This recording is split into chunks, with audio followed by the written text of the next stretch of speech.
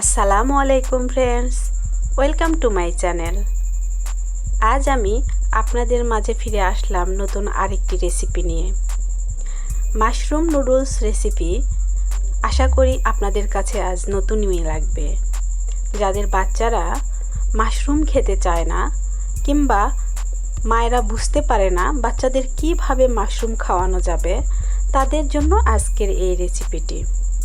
এই রেসিপির জন্য আমি নিয়েছি মাশরুম নুডলস এবং নুডলস রান্না করতে যে পেঁয়াজ, মরিচ, লবণ, ডিম গতানুগতিক লাগে সেগুলো নিয়েছি সয়াবিনের তেল। মাশরুম নুডলস গতানুগতিক নুডলস রান্নার মতোই আমি হাঁড়িতে গরম পানি তুলে দিয়ে মাশরুমগুলো ছোট ছোট করে কেটে নিয়েছি। পানি ফুটতে শুরু করেছে। এখন আমার পরিষ্কার করে রাখা মাশরুমগুলো পানিতে দিয়ে দিব। এভাবে আমি 5 মিনিট মাশরুম সেদ্ধ করে নেব। 5 মিনিট সেদ্ধ করে নেওয়ার পরে যখন বুঝতে পারবো যে মাশরুমগুলো প্রায় সিদ্ধ হয়ে এসেছে, এই সময় আমি দিয়ে দিব নুডলস। আমরা জানি যে নুডলস সিদ্ধ হতে বেশি সময় লাগে না, এজন্য মাশরুমটা আমরা আগে সিদ্ধ করে নেব। একসঙ্গে দিলে কিন্তু হবে না, মাশরুমগুলো তখন কাঁচাই থেকে যাবে আর নুডলসগুলো সেদ্ধ হয়ে যাবে। নুডলস পরে দিতে হবে, মাশরুমগুলো আগে সেদ্ধ করে নিতে হবে।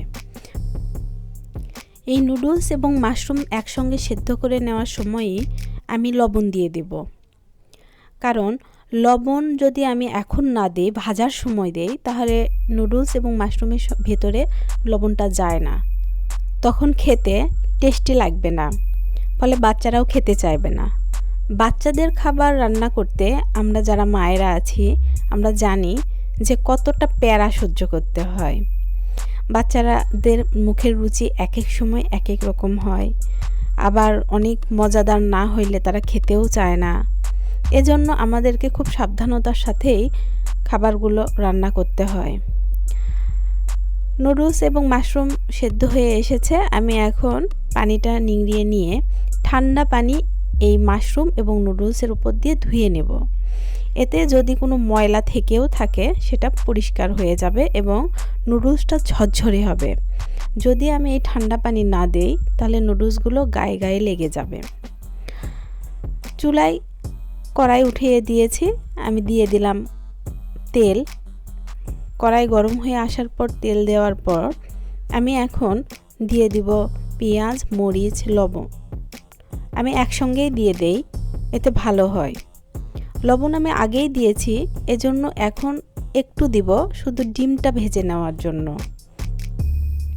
পেঁয়াজের রং বাদামি বর্ণ হওয়ার আগেই আমি ডিম ভেঙে দিলাম। ডিম ভেঙে দিয়ে আমি খুব সুন্দর করে এটা ঝুরি ঝুরি করে নেব।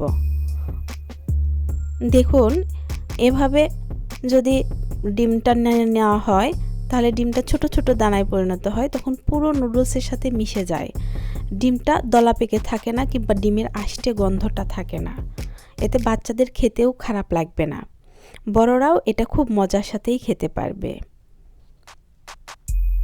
ডিম ভাজা হয়ে এসেছে বলে আমি দিয়ে দিলাম মাশরুম এবং নুডলস।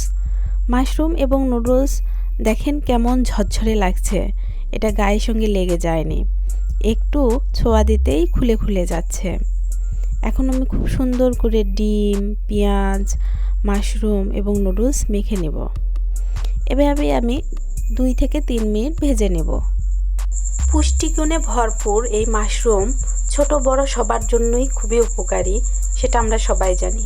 বিশেষ করে ডায়াবেটিসের রোগীর জন্য মাশরুম খুবই দরকারি। আমার ভাজা প্রায় হয়ে এসেছে, দেখাই যাচ্ছে কড়াইয়ে তেল বের হয়ে এসেছে।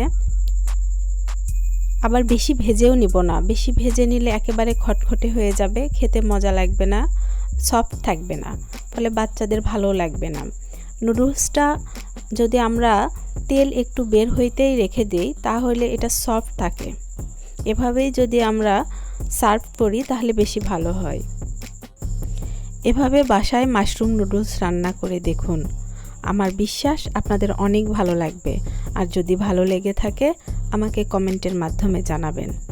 আর আমার ভিডিওটি যদি ভালো লেগে থাকে তাহলে নতুন নতুন ভিডিও পাওয়ার জন্য আমার চ্যানেলটি অবশ্যই সাবস্ক্রাইব করবেন।